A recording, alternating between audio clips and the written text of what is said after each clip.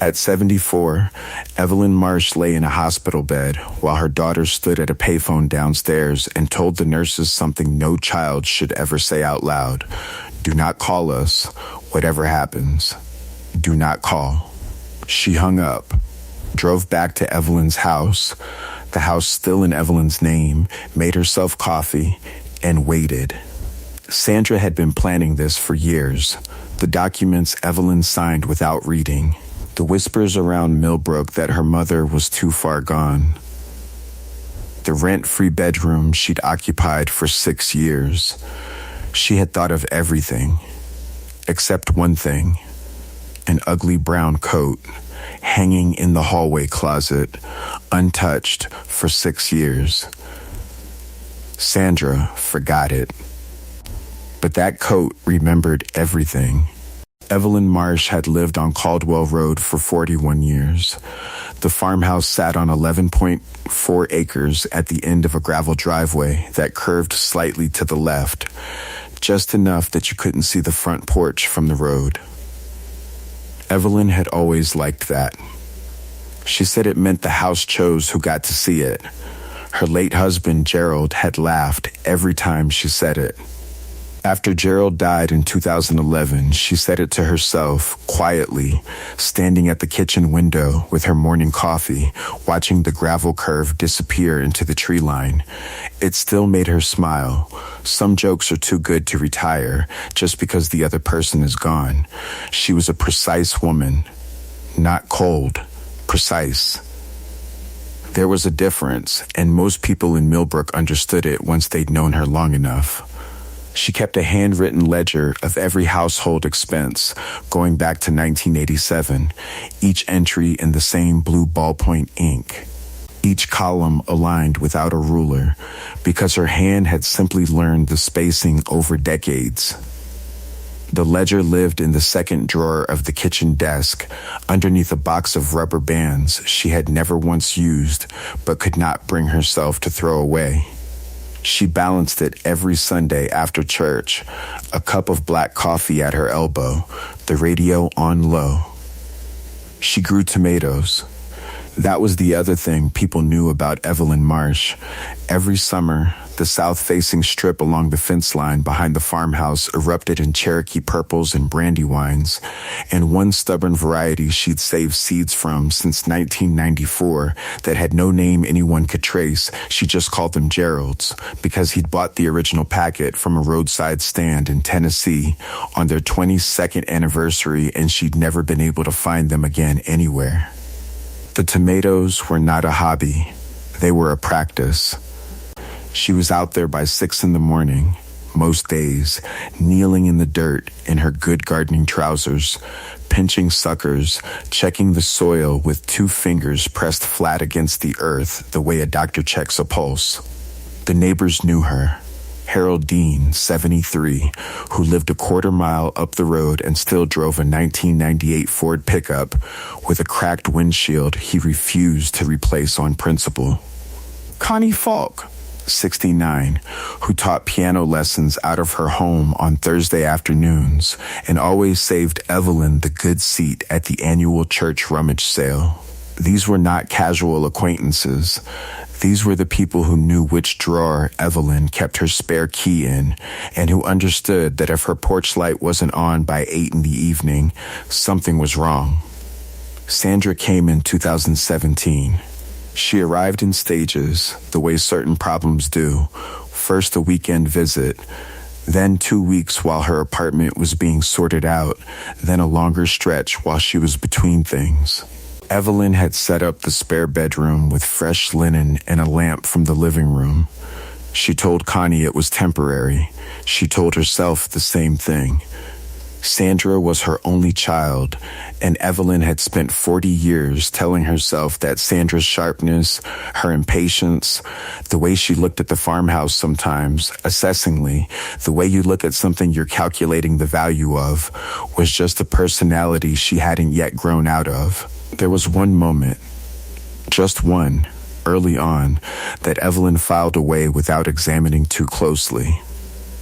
She had come downstairs one evening to find Sandra at the kitchen desk. The second drawer was open. Sandra had the ledger in her hands. She wasn't reading it, she was flipping through it, backward, quickly, the way you do when you're looking for a number rather than reading for understanding. When she heard Evelyn's footsteps, she placed it back in the drawer and closed it in one smooth motion and said, without turning around, just looking for a pen. The rubber band box was on the counter. Evelyn went back upstairs. She did not say anything. She had spent her whole life being precise, and precision sometimes means knowing when a thing is too sharp to touch directly. She told herself it was nothing. But that night she lay awake for a long time, listening to the house settle around her, and she thought about the ledger in the drawer and Sandra's hands moving through it backward, and a feeling passed through her. Not quite fear, more like the feeling you get when you're weeding the garden and your hand closes around something that doesn't feel like a root. She let it go. She shouldn't have. The document arrived on a Tuesday. Not by mail, Sandra brought it to the kitchen table herself on the morning of March 4th, 2020, with a cup of tea she had made for Evelyn without being asked, which should have been the first signal. Sandra did not make tea for other people. She set the cup down, set the papers next to it, pulled out the chair across from Evelyn, and sat with her hands folded in a way that suggested she had rehearsed the next few minutes at least once.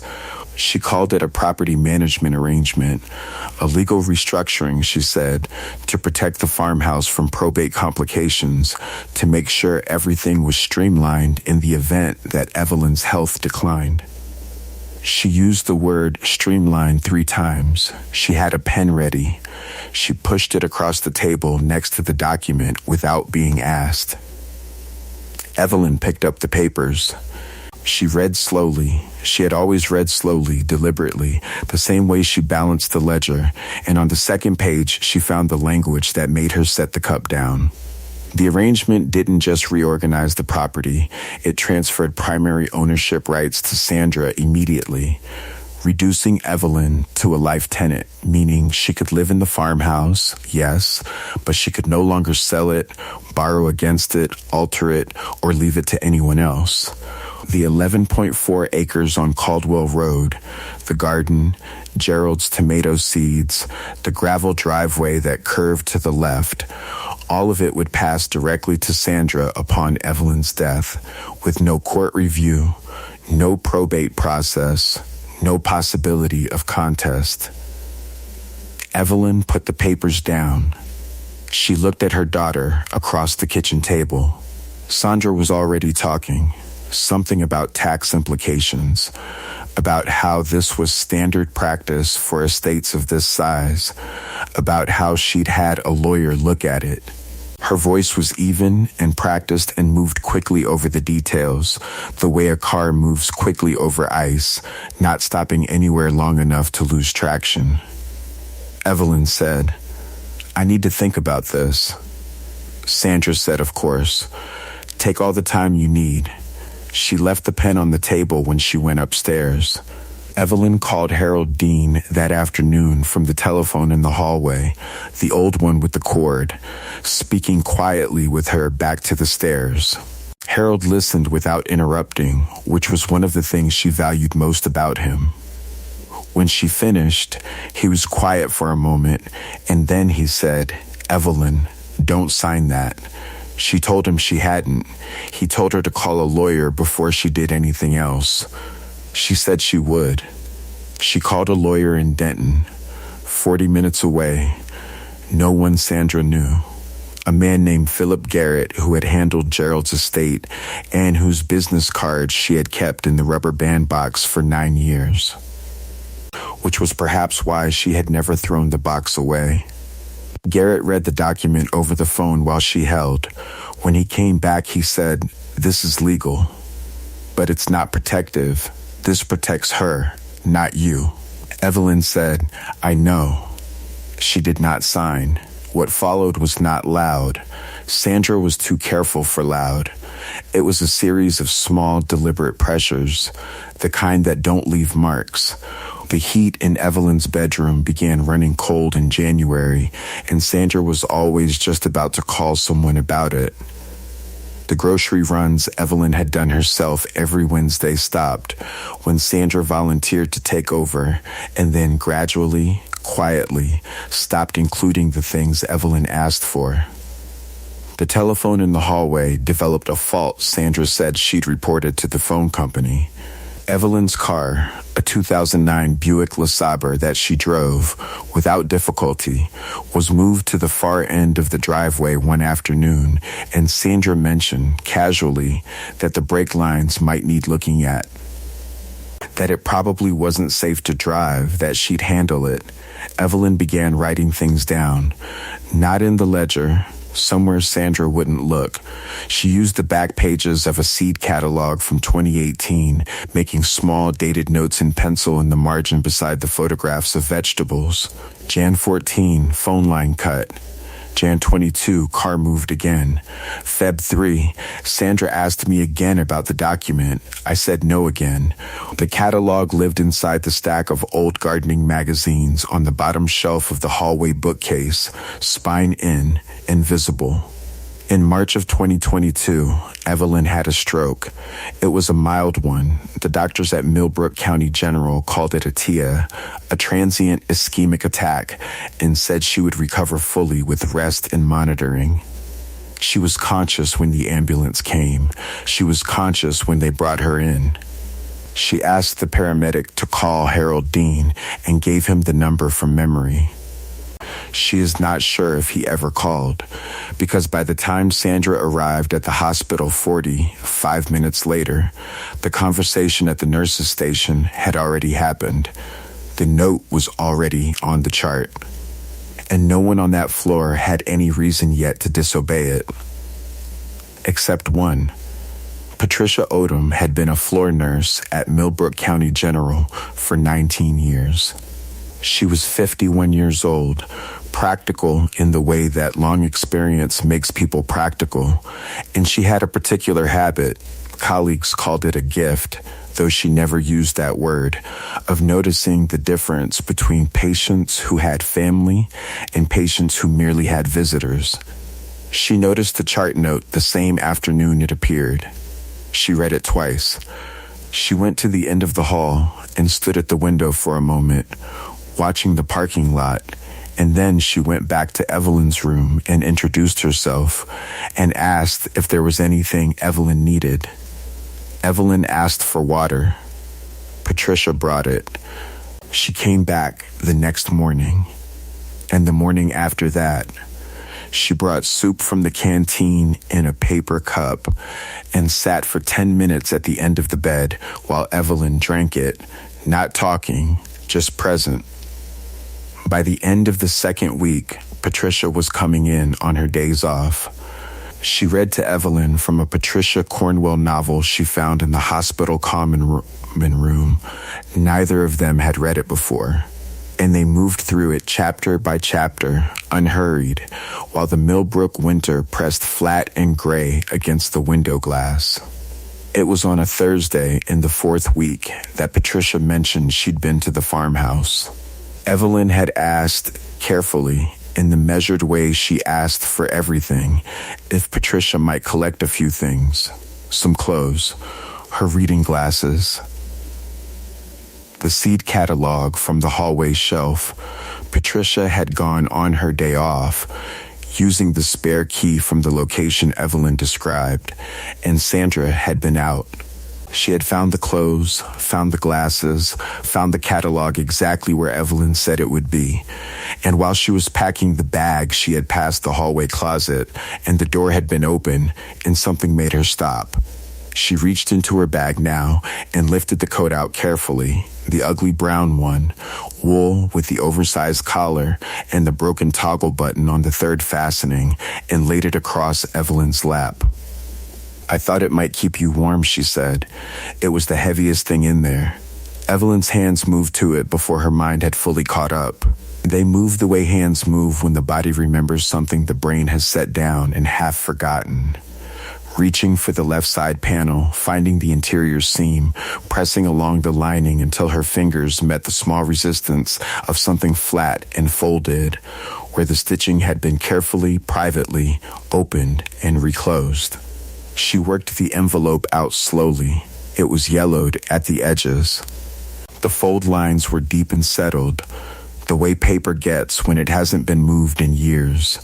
And on the front, in her own handwriting, in the blue ballpoint pen she had used in the ledger since 1987, were the words, "To be opened only after my death, or in the event I am abandoned."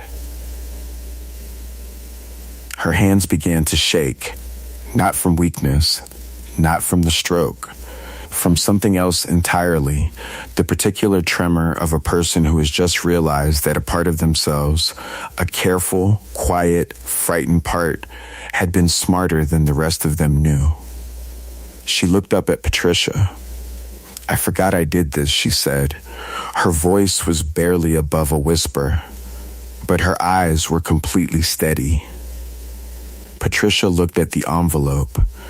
She looked at Evelyn.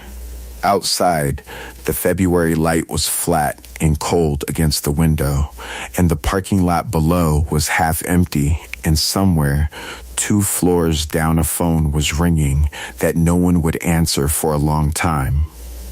In this room, in this moment, something had shifted, quietly, irrevocably, the way a key turns in a lock that has been frozen for years and suddenly, without warning, moves. Evelyn did not open the envelope, not yet. She held it in both hands and sat very still, and Patricia sat with her, and neither of them spoke, and the coat lay across Evelyn's lap like something that had been waiting a long time to come home. Evelyn opened the envelope on a Friday morning, alone. Patricia had left at 6, the end of her overnight shift, and the room was quiet in the particular way hospital rooms are quiet before the day staff arrives, a held breath kind of silence, full of the sounds of machinery doing its patient, indifferent work.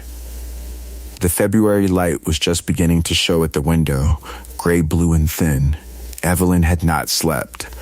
She had held the envelope on her chest all night, the way you hold something you are not yet ready to look at directly. At 6:14, she sat up. She turned on the small lamp above the bed. She opened the envelope. Inside was a single folded sheet of paper, 3 pages, handwritten front and back in her own careful script, dated September 22nd, 2019.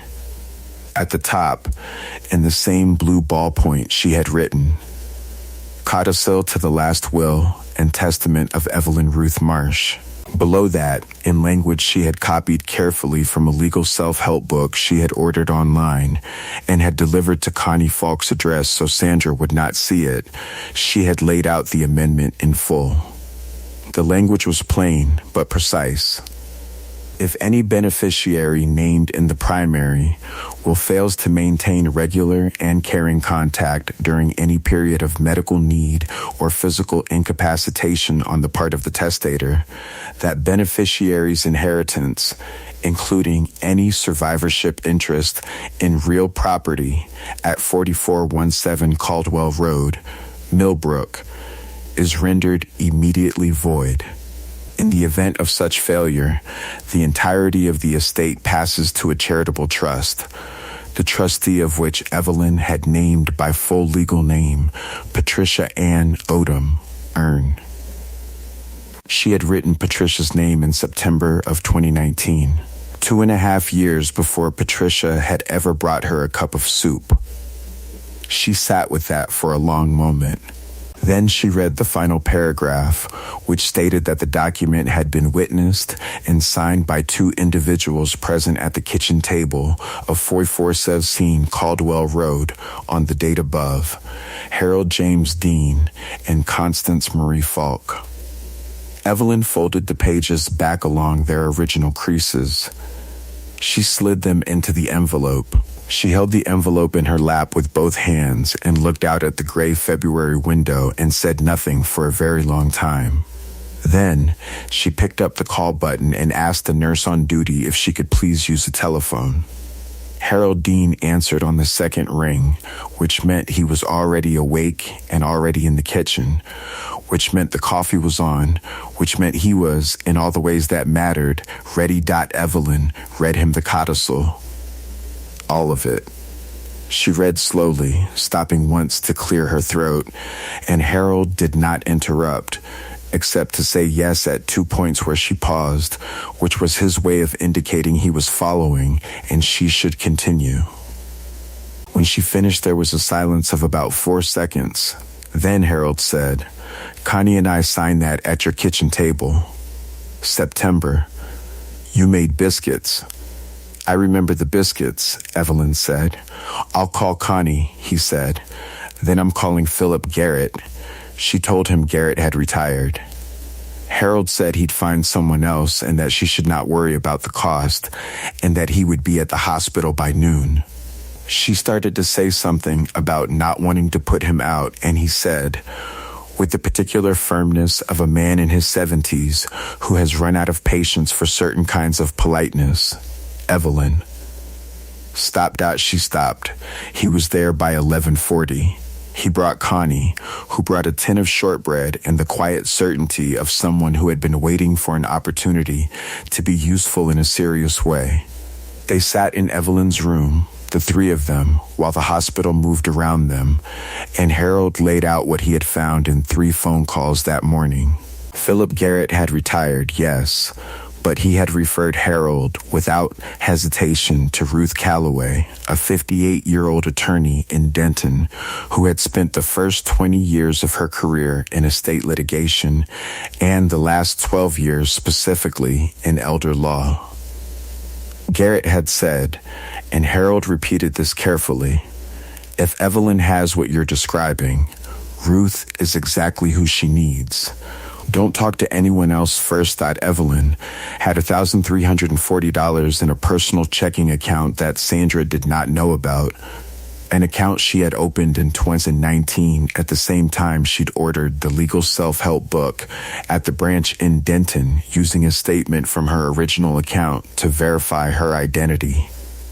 She had been depositing small amounts into it whenever Sandra drove her anywhere near a branch, which had happened 11 times in 3 years.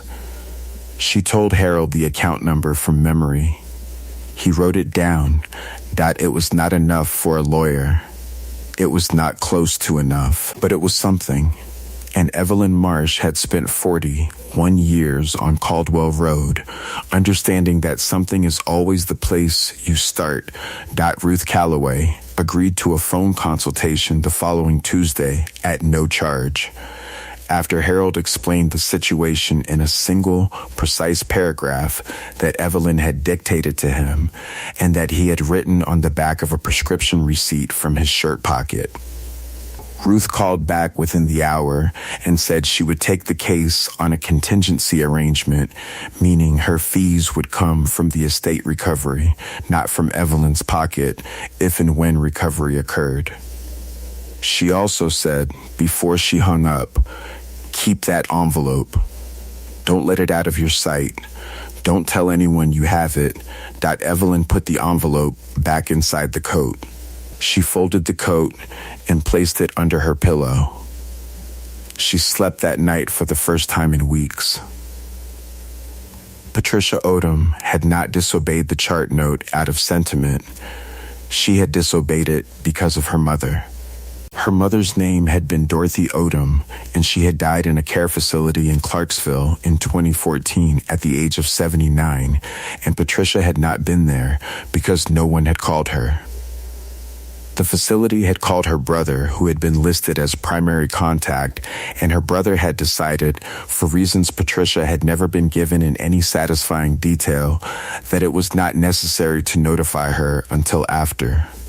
Patricia had driven to Clarksville alone and stood in an empty room that still smelled faintly of her mother's hand lotion, and had understood, in that room, something she had never been able to fully articulate but had never once forgotten, that the difference between someone dying alone and someone dying accompanied often comes down to a single person deciding that a rule on a piece of paper is less important than the person in the bed. She had made a decision in that room in Clarksville in 2014. She had kept it every day since. She told Evelyn this on a Tuesday evening in the third week of February, sitting in the chair beside the bed while the night settled in outside. She told it plainly, without drama, the way nurses tell hard things, directly, without looking away. Evelyn listened without interrupting. When Patricia finished, Evelyn reached over and put her hand on Patricia's hand and left it there for a moment without speaking. Then, she said, "I put your name in the document." Patricia looked at her. "What document?" "The codicil." Evelyn paused. "I named you as trustee of the charitable trust. I wrote your name 2.5 years ago. I had never met you." Patricia was quiet for a long time. The machinery hummed. Somewhere down the hall, a cart moved past the doorway. "Why me?" Patricia said finally, "Because," Evelyn said, "I asked the head nurse who on this floor I could trust to do the right thing even when no one was watching. And she said your name without pausing." She looked at Patricia steadily. "I wrote it down and I put it in the coat and I forgot about it until now. But I think I chose correctly." Patricia did not say anything. She looked at the window. Then she looked back at Evelyn. "What do you need me to do?" She said Evelyn was discharged from Millbrook County General on March 8th, 2022, 14 days after her admission. "It's standard protocol. We'd need a formal legal request to release it, but it's there." Evelyn said, "Please tell my attorney." She walked back out through the main entrance and down the front steps and stood on the pavement in the April morning air and looked at the parking lot where Sandra had stood 14 months earlier and said 4 words into a phone. And she breathed slowly in and out, and then she went to find Harold and asked him if they could stop for coffee on the way back because she had been awake since 3 and she was very tired and she did not want to think anymore until the coffee was in her hand. The competency hearing was scheduled for May 14th, 2022, in the Millbrook County Probate Court, a room that smelled of old carpet and radiator heat, with tall windows that let in more light than warmth, and wooden chairs along the walls that creaked when you shifted in them. Connie was in the back seat. The coat was in a paper bag on Evelyn's lap. She could not go back to the farmhouse. Ruth Calloway had been clear about this. Returning to the property while Sandra was in residence and the legal situation was unresolved would complicate the case and potentially expose Evelyn to accusations of harassment or trespass on what Sandra could claim was now, under the terms of the unsigned but verbally contested arrangement, her primary residence. It was legally murky, and Ruth wanted Evelyn nowhere near murky. Harold had a spare room. It had a single bed and a window that faced east and a small radiator that worked reliably and a bathroom across the hall. Evelyn stood in the doorway of it for a moment when Harold showed her hand on the doorframe, and looked at the eastern window and the light coming through it. And then she walked in and sat on the edge of the bed and put the paper bag with the coat on the floor beside her feet. "It's good," she said. "It's not your house." Harold said, "No," she said, "but it'll do." She was up at 5:30 the next morning. Harold found her at the kitchen table with a yellow legal pad and a ballpoint pen, writing in columns. She had made coffee. She had also made a list, precise, numbered, formatted the way she formatted everything, of every asset she believed she still held legal claim to, every document she could remember signing or not signing over the past 5 years, every date she could attach to a specific event or conversation with Sandra. The list was 3 pages long. She had been writing since 4. Harold sat down across from her. He looked at the list. He said nothing for a moment. Then he said, "You want more coffee?" Please, she said, and kept writing. Ruth Calloway came to Harold's house 2 days later, on a Thursday, driving a dark green Volvo that needed new wiper blades and carrying a briefcase that had seen significant use. She sat at Harold's kitchen table for 3 hours. She read the codicil. She read it again. She held it up to the kitchen light and examined the paper.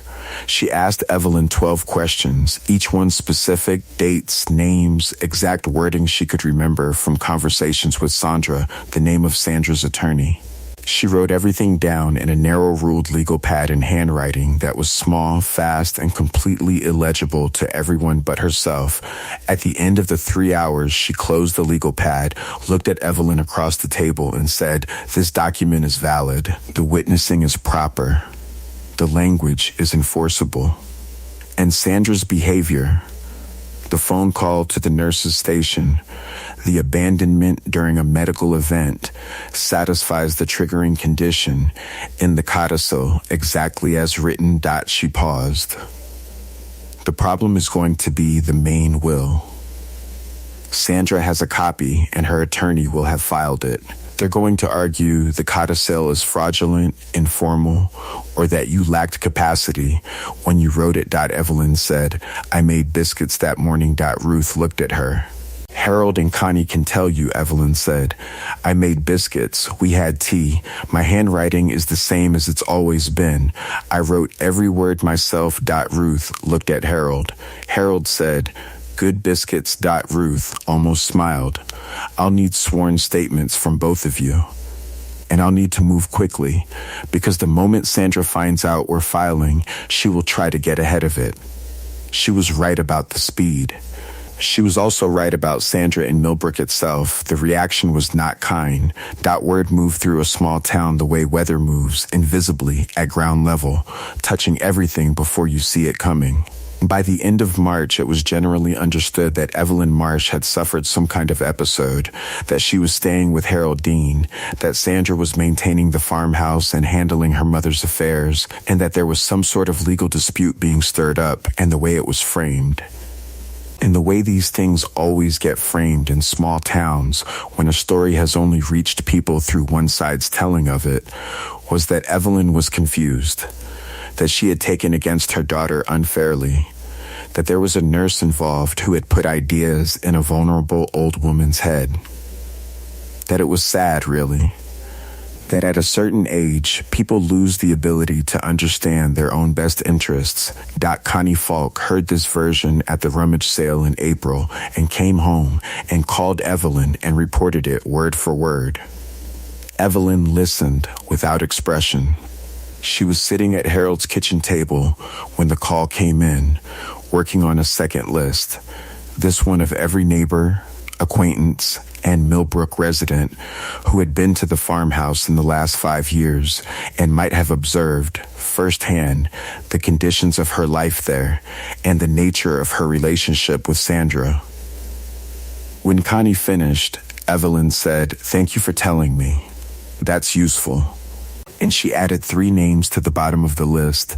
She also wrote a letter, not to Sandra, not to Sandra's attorney. She wrote it to the editor of the Millbrook Courier Gazette, a weekly paper with a print circulation of roughly 1,800 and a readership that skewed toward exactly the demographic that had been hearing Sandra's version of events. The letter was 2 paragraphs long. It did not mention Sandra by name. It did not mention the codicil or the legal proceedings. It said only that she was recovering well, that she was staying with friends, that she was grateful for the care she had received at Millbrook County General, and that she looked forward to being back in the community soon. She signed it Evelyn Ruth Marsh, 44-7 Caldwell Road. Millbrook. Ruth called when she saw the published letter and said, "That was smart." Evelyn said, "I know the letter arrived at Ruth Calloway's office on April 19th, 2022. It was from the law offices of Brendan Holt, attorney at law, Millbrook, Sandra's attorney, who had been Gerald Marsh's golf partner for 6 years and who Sandra had retained, Evelyn later understood, specifically for that reason, because shared history is its own kind of leverage in a small town. The letter was 8 pages. It was dense and formal and moved quickly through its arguments, the way Sandra's voice had moved quickly over the kitchen table in March of 2020. Its central claim was this: that Evelyn Ruth Marsh, at the time of the purported codicil's composition in September 2019, had been exhibiting signs of cognitive decline that rendered her legally incapable of executing a valid testamentary document. In support of this claim, the letter referenced a psychiatric evaluation conducted by a Dr. Terrence Mabry of the Mabry Neurological Clinic in Nashville, commissioned in March 2022, that concluded Evelyn showed evidence of moderate cognitive deterioration consistent with early-stage vascular dementia. The letter also contained a formal petition to the Milbert County Probate Court to have Evelyn declared legally incompetent, with Sandra named as guardian, effective immediately upon the court's ruling. If granted, the guardianship would give Sandra complete legal control over all of Evelyn's assets. The codicil would be unenforceable. The case would be over. Ruth called Evelyn at Harold's house at 4 p.m. She read the letter in its entirety without editorializing. When she finished, Evelyn was quiet for a moment. Then she said, "Who is Dr. Mabry?" Ruth said, "I've already looked. He's a legitimate neurologist, but his clinic has been involved in 3 prior estate disputes in Tennessee in the last 4 years, each time on the side of the family member seeking guardianship. Each time he was paid directly by that family member. Sandra paid him." Evelyn said, "Sandra paid him." Ruth confirmed. "What do? We request an independent evaluation from the hospital's own neurology department, someone who has no connection to Sandra, no connection to Mabry, and who has access to Evelyn's full medical history going back at least 5 years. Ruth paused. "And we go to the courthouse hearing with everything we have, all of it. Harold, Connie, the codicil, and anything else we can find." It was that last sentence, anything else we can find, that made Evelyn think about the phone call. She had been thinking about it since the night it happened, but differently, thinking of it as something she had experienced, something that had been done to her, rather than something that existed on a record somewhere, as a documented fact. But hospitals logged calls. Patricia had mentioned it once, in passing, explaining the system to Evelyn in the way nurses explain things they assume patients might not know, that all calls to the floor nurses station were recorded by the hospital's standard intake system and filed under the relevant patient number. It was administrative. It was routine. It was the kind of thing that accumulated quietly in databases and was never looked at because no one had any reason to look. Sandra had known the call was being made to a nurse's station. She had not known it was being logged. Evelyn asked Harold to drive her to the hospital the following morning. She walked to the nurse's station on the 2nd floor, cane in her right hand, coat in her left, and asked to speak to the floor supervisor. She explained what she was looking for. She gave the patient number from her admission paperwork. She gave the date that the supervisor made 2 phone calls. Then she came back and said, "The call is in the system." "It's standard protocol. We'd need a formal legal request to release it, but it's there." Evelyn said, "Please tell my attorney." She walked back out through the main entrance and down the front steps and stood on the pavement in the April morning air and looked at the parking lot where Sandra had stood 14 months earlier and said 4 words into a phone, and she breathed slowly in and out. And then she went to find Harold and asked him if they could stop for coffee on the way back because she had been awake since 3 and she was very tired and she did not want to think anymore until the coffee was in her hand.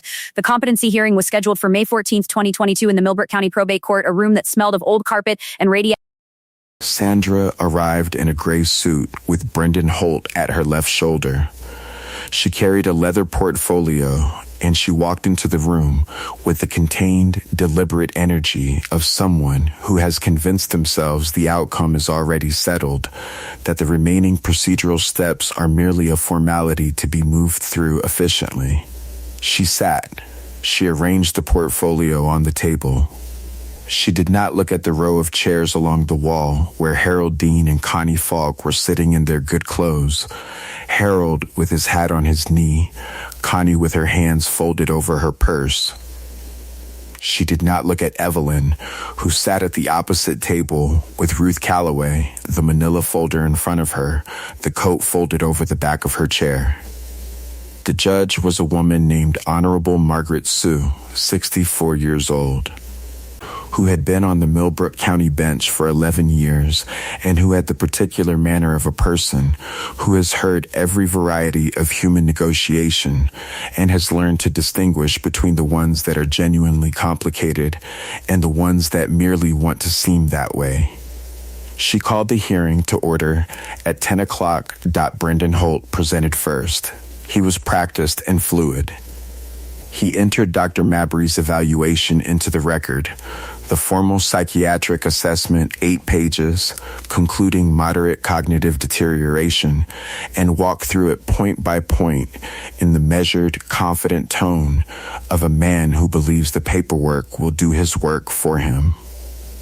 He noted the date the codicil was purportedly written, noted that Sandra's own recollection of her mother's mental state in 2019 was one of increasing confusion and forgetfulness, and requested the court appoint Sandra as guardian on the grounds that Evelyn lacked the capacity to manage her own legal and financial affairs.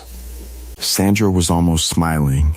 It was very small, very controlled, but it was there, in the set of her mouth, in the way she held herself slightly forward in the chair. Judge Sue looked at Ruth Calloway. Ruth stood. She said she had 3 items to enter into the record, and she would like the court's permission to present them in sequence. The judge said, "Proceed." The first item was the counter-evaluation. Ruth placed it on the clerk's desk, a formal neurological assessment conducted by Dr. Amara Nwosu, board-certified neurologist and chief of neurology at Millbrook County General, who had examined Evelyn independently over 2 sessions in April with full access to her complete medical history. Dr. Nwosu's conclusion, in the plainest language Ruth read aloud to the court, Ms. Marsh demonstrates cognitive function entirely within normal range for a woman of her age and medical history. There is no evidence of dementia, vascular or otherwise. There is no evidence of impaired judgment. She is, in my professional assessment, fully competent to manage her own affairs. Holt objected. Judge Sue noted the objection and overruled it.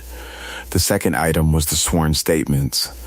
Ruth placed them before the clerk, 2 documents, notarized, signed by Harold James Dean and Constance Marie Falk, each describing in specific detail the morning of September 22, 2019 at 4417 Caldwell Road. Harold's statement noted that Evelyn had made biscuits, that the kitchen table had been cleared, that Evelyn had read the document aloud before signing it, that she had explained its purpose clearly and in full, and that she had shown no signs of confusion or distress. Connie's statement said the same things in slightly different words and added that Evelyn had corrected a spelling error in the document before signing it, had noticed it herself, pointed to it, crossed it out neatly, and initialed the correction. Ruth looked at Holt when she said that. She did not pause, but she looked. The third item was the recording. Ruth asked the clerk to play the audio file that had been formally subpoenaed from Millbrook County General's patient call logging system under patient file number 2022 MG 4471, date of March 22nd, 2022, time stamped at 6:47 in the evening. The room was quiet. The audio was clear. Hospital call logging systems are not sophisticated, but they are consistent. The recording was flat, slightly compressed, carrying the ambient hiss of a phone line and the distant sound of a parking garage. And then Sandra's voice, unmistakable, saying the words that had been said and could not be unsaid, the words that had been said into a system designed to record exactly this kind of thing, the words that had been said by a woman who had underestimated at every stage what her mother had quietly put in place. Do not call us. Whatever happens, do not call. The room stayed quiet for a moment after the recording ended. The kind of quiet that is not empty, but full of the weight of something heard that cannot be unheard. Judge Sue looked at the folder in front of her. She looked at the recording equipment. She looked at Sandra. Sandra was not almost smiling anymore. She was looking at the table. She had been looking at the table since the recording began, and she did not look up. Brendan Holt requested a recess. Judge Sue said, "I'll grant 5 minutes, counselor. Though I'll note that the court has heard sufficient evidence to dismiss the competency petition at this time." She paused. "We will also be scheduling a separate hearing to address the matter of willful abandonment under the Millbrook County Elder Welfare Statute, at which point I would strongly encourage Miss Sandra Marsh to have consulted with her attorney about the full scope of her legal exposure." She tapped the folder in front of her once with 2 fingers. "A small, precise gesture. Petition dismissed," she said. The recess lasted 22 minutes, not 5. When Holt returned, he requested a private conference with Ruth Calloway, and they stood in the hallway outside the courtroom for 40 minutes, while Harold and Connie waited inside on the creaking wooden chairs, and Evelyn sat very still at the table with her hands folded and looked at the tall windows in. The light that came through them without warmth. Ruth came back in. She sat down next to Evelyn. She placed both hands flat on the table. "Holt is withdrawing," she said. Evelyn said. "From the hearing?" "From the case," Ruth said. He cited a conflict of interest. He's known about the elder abandonment statute for the last 4 weeks, and he didn't disclose it to Sandra, which means he either missed it or chose not to mention it, and either way, he is now personally exposed. He's out. What does Sandra do now? She'll need new counsel. That will take time. In the meantime, our filing stands, the codicil stands, and the abandonment evidence is in the record. Ruth paused. She could fight it. She has the right to. But her position has changed materially in the last 2 hours, and any new attorney she hires is going to tell her the same thing I would tell her if I were on her side, which is that the coat just beat the portfolio. Ruth said. Evelyn looked at the coat, folded over the back of her chair, the broken toggle button on the 3rd fastening, the ugly brown wool. The coat Sandra had never touched in 6 years because she found it hideous. She put her hand on it. Yes, she said. It did. She stood up from the table, picked up the coat, and put it on. It was too warm for May. She wore it anyway, all the way out of the courthouse and down the front steps into the light.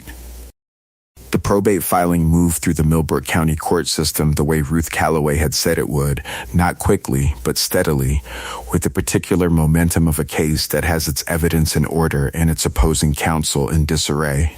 Sandra retained a new attorney in June, a woman named Deborah Cass from a firm in Nashville, 2 hours south of Millbrook, which told Ruth everything she needed to know about Sandra's strategy, distance, formality, the implication of resources. Deborah Cass was competent and careful, and she filed 3 motions in the first 6 weeks, each one designed to slow the proceedings, each one denied or deferred by Judge Sue, with the quiet efficiency of a judge who has read the record thoroughly and found it unambiguous. The motions were not without logic, but logic, in this case, was working against Sandra, because the facts had already been entered and the facts did not require interpretation. Ruth kept Evelyn informed of every development in writing, a 1-page summary, plain language, left on Harold's kitchen table every Thursday morning when Ruth stopped by on her way to the office. Evelyn read each summary at the kitchen table with her coffee and made notes in the margin in blue ballpoint and filed them in a manila folder she kept in the second drawer of Harold's kitchen desk, in the spot where Harold kept his utility bills. He had moved the utility bills to make room without being asked. Evelyn was not idle. She had resumed by April a modified version of her morning routine.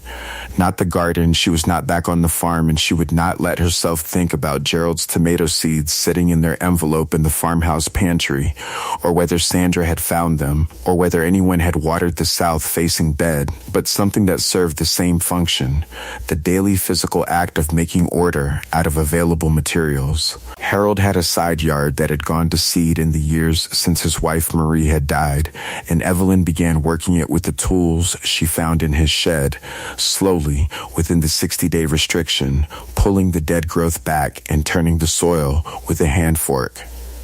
She did not ask Harold's permission.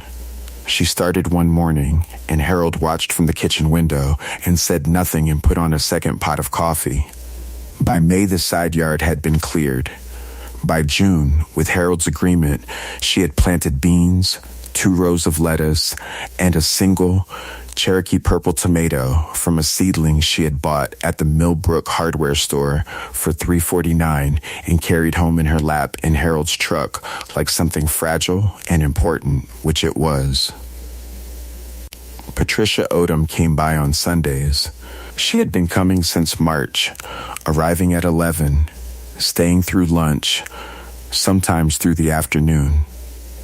She and Evelyn had finished the Patricia Cornwell novel and moved through 2 more.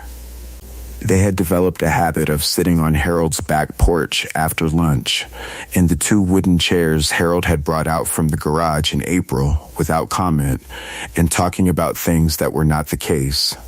Patricia talked about her work. Evelyn talked about the garden, about Gerald, about the specific texture of 41 years lived in one place. They talked about Dorothy Odom sometimes, briefly, in the way you talk about people who are gone but not absent, acknowledging them without dwelling, the way you acknowledge a door that is closed but not locked. One Sunday in July, Patricia arrived with a folder of her own. She sat down at Harold's kitchen table and opened it and placed in front of Evelyn a single printed page, a property listing from a rental agency in Millbrook, a 2-bedroom house on Sycamore Lane, available October 1st, $740 a month, small yard, gas heat, off-street parking. The photograph showed a white clapboard house with a green front door and a porch with 2 steps. I drove past it, Patricia said. The yard gets afternoon sun on the east side. You could grow things. Evelyn looked at the listing. She looked at the photograph. She looked at Patricia. I can't afford $740 a month, she said. Not yet, I know, Patricia said, but you will be able to. Ruth says the estate transfer will be finalized before October, and I thought, she paused and looked at the listing rather than at Evelyn, that it might help to know where you're going while you're waiting. Evelyn picked up the listing. She looked at the green front door for a moment. Call the agency, she said. Ask if they'll hold it with a deposit. I already called, Patricia said. They'll hold it for 2 weeks with $200 down. I have $200, Evelyn said. I know, Patricia said. I figured. The community of Millbrook, which had been hearing Sandra's version of events since March of 2022, began in the summer of that same year to hear another version. Not loudly. Millbrook was not a loud town, but consistently, in the way that small towns are actually quite efficient at redistributing information once it begins moving in a new direction. Connie Falk was a significant part of this. Connie had been at the rummage sale and had heard the original framing and had come home and reported it to Evelyn. And she had also, quietly, in the months that followed, been present at enough Millbrook gatherings, church, the Thursday piano lessons, the monthly meeting of the Historical Society to offer a different account when the opportunity arose. She did not argue. She did not confront. She simply mentioned, when it was natural to do so, that she had been at the table when Evelyn signed the codicil. that Evelyn had been sharp and clear and had caught a spelling mistake herself, that Evelyn was doing well and gardening again and had recently grown a Cherokee Purple from a $3.49 seedling that was frankly coming in better than anything Connie had grown herself this year. People listened to Connie. She taught their children piano, and she did not dramatize, and when she said something, it tended to be accurate. By August, the dominant version of the story in Millbrook was shifting, not reversing completely, not yet, but softening at the edges, the way a photograph develops, the shape of it becoming clearer. Harold contributed in his own way, which was primarily by saying very little to anyone for a very long time, and then, when directly asked, saying something brief and unambiguous. When the owner of the Millbrook hardware store, a man named Del Whitaker, who had sold Gerald Marsh lumber for 30 years and who had heard the confused version early and believed it, asked Harold in August what was actually happening with the Marsh situation. Harold said, Evelyn wrote a document in 2019 that described exactly what Sandra would do. Sandra did it. The document covers it. That's the situation. Del Whitaker told 4 people. Each of them told more. Sandra, meanwhile, was quiet. After Brendan Holt's withdrawal and Deborah Cass's 3 failed motions, she had retreated into a stillness that was different from her usual controlled manner, less strategic, more contracted. She was still at the farmhouse. She was still technically the occupant of record. But Ruth had filed a formal notice of pending estate dispute that had been recorded against the property title, which meant Sandra could not sell it, could not borrow against it, and could not take any action regarding it that would be legally recognized without court approval. She was living in a house that had been legally frozen around her. She appeared in Millbrook occasionally, at the gas station, once at the pharmacy on Main Street, and people who saw her said she looked the same, or nearly the same, but that there was something different about the way she moved through a room, as if she was no longer certain of her angles, as if the space she had assumed was hers to occupy had developed, somewhere in its edges, a resistance she had not accounted for. She had not contacted Evelyn. Evelyn had not contacted her. Ruth had advised against contact. Evelyn did not require the advice. By September, Ruth's final filing was complete. The probate petition, the codicil's formal authentication by the court, the triggering of the abandonment clause, the legal transfer of the Caldwell Road property back to Evelyn's sole ownership, all of it was assembled, documented, cross-referenced, and submitted. Judge Sue had set a final hearing for the last week of October, at which point the transfer would either be formally executed by the court or subjected to Sandra's final objection. Deborah Cass filed a final objection. It was 4 pages.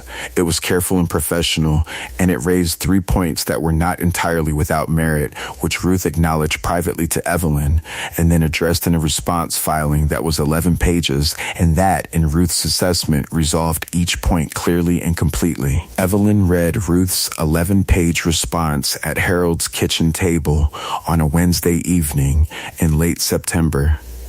She read it twice, slowly. When she finished, she put it down and looked at the window above the sink, where the October light was going gold in the late afternoon, and she thought about the south-facing fence line at 4417 Caldwell Road, and the Cherokee Purple, and the Brandywines, and the seeds in the envelope in the pantry that had come from a roadside stand in Tennessee on a 22nd anniversary and had no name anyone could trace. She thought about the morning she would go back and get them. She had been thinking about it since March. Now, for the first time, she let herself think about it as something that would happen rather than something she hoped for. She picked up her pen.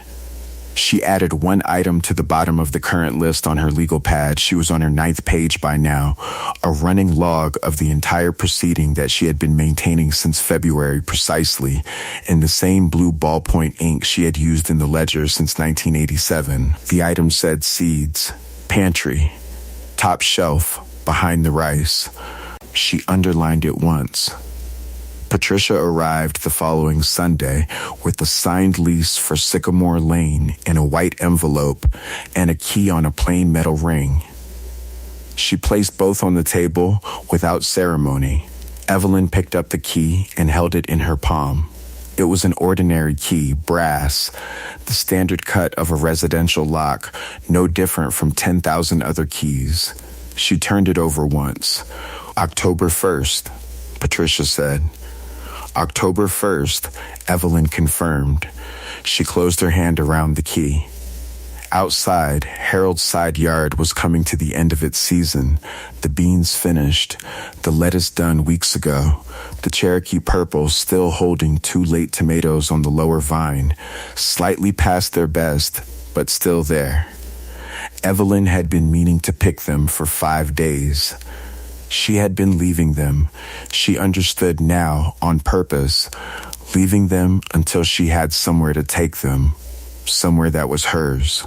She stood up, went out the back door, crossed the yard to the tomato plant, and picked both tomatoes with both hands. She brought them inside and set them on Harold's kitchen table between the envelope and the key. Lunch, she said. The final hearing was on October 28th, 2022. Evelyn dressed at Harold's house at 7 in the morning.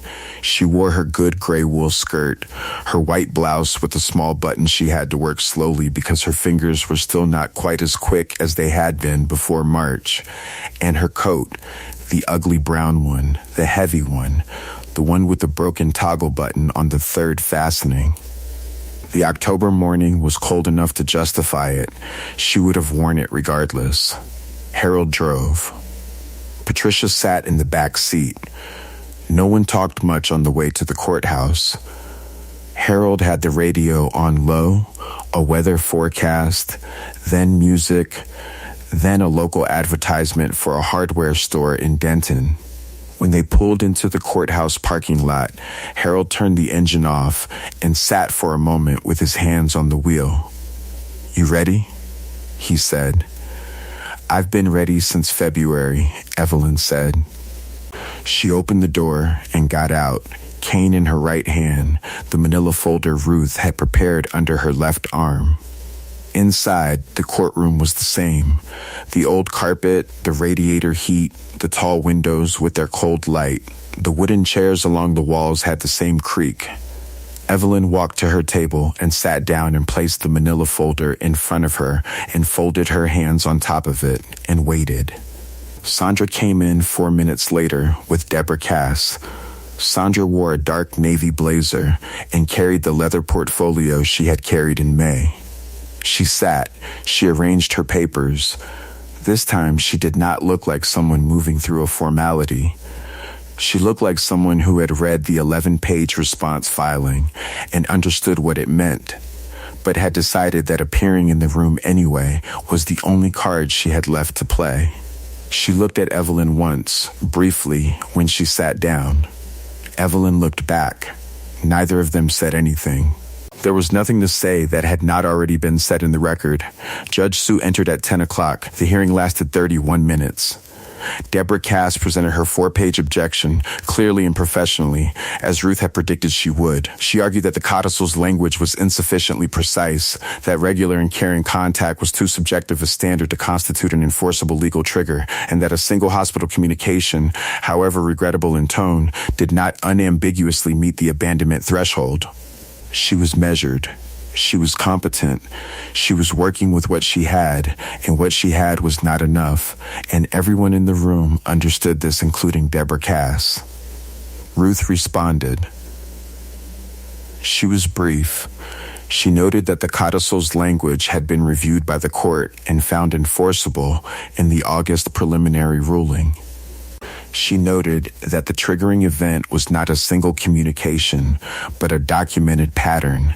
The phone call, the absence from the hospital for the entirety of a 14-day admission, the failure to contact the patient's physician at any point, the instruction to staff that no family contact was to be made, and the subsequent transfer of the patient's movable assets during that period.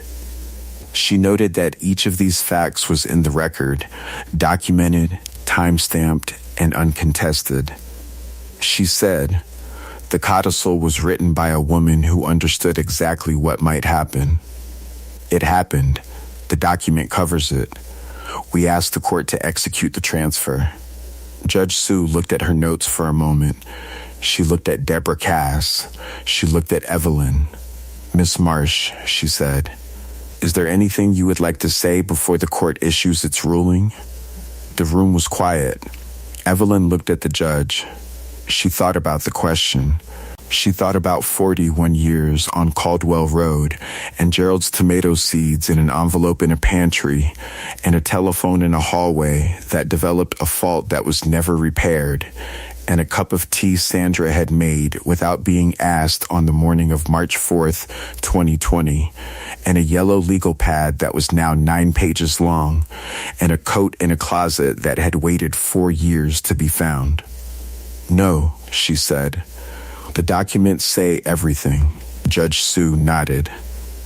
"The court finds the codicil of September 22nd, 2019 to be a valid and enforceable testamentary amendment," she said.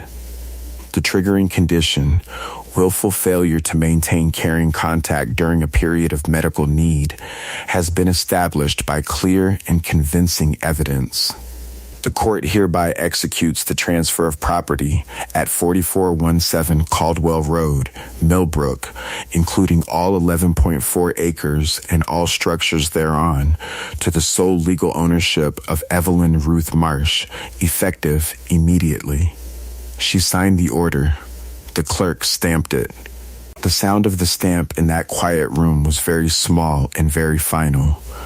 Deborah Cass gathered her papers efficiently and said something quiet to Sandra. Sandra did not move for a moment.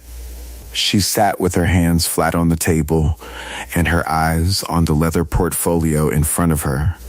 And Evelyn watched her and understood, in the specific way you understand something when you have spent 40 years trying not to, that this was who Sandra had always been. Not someone who had changed, not someone who had been corrupted by circumstance or hardship, but someone who had simply, finally, run out of room. Evelyn did not feel what she had expected to feel.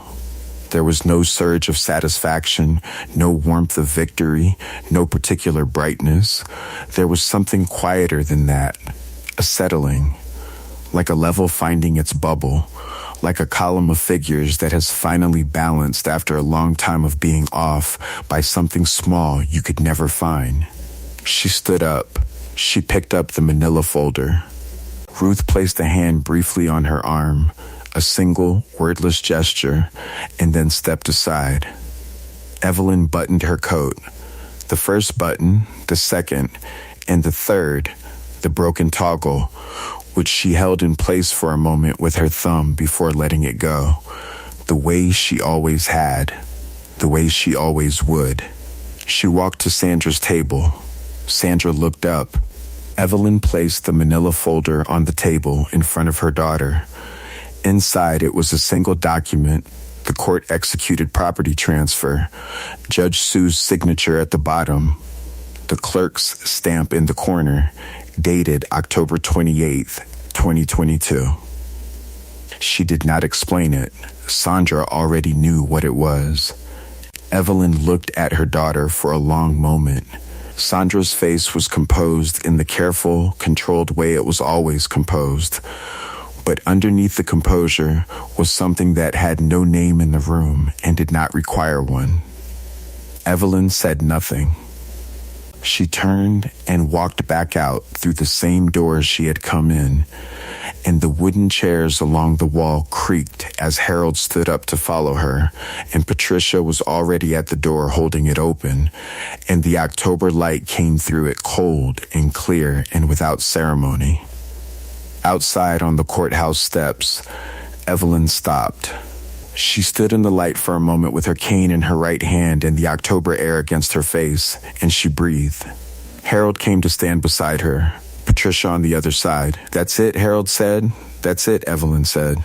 They walked down the steps together slowly, Evelyn with her cane finding each step, the gravel of the parking lot loud under their feet, and Harold's truck was where they had left it, and Patricia opened the back door, and on the back seat was a small cardboard box.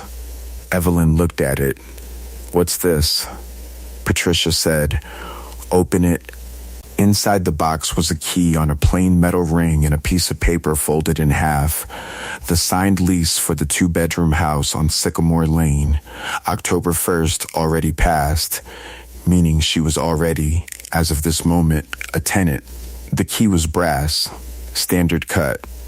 An ordinary key, exactly like 10,000 others. Evelyn held it in her palm. She closed her hand around it.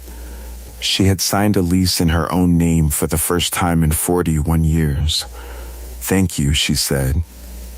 Not to Patricia specifically, to the October morning, to the parking lot, to the particular arrangement of things that had brought her to this specific step, on this specific day, with these specific people beside her.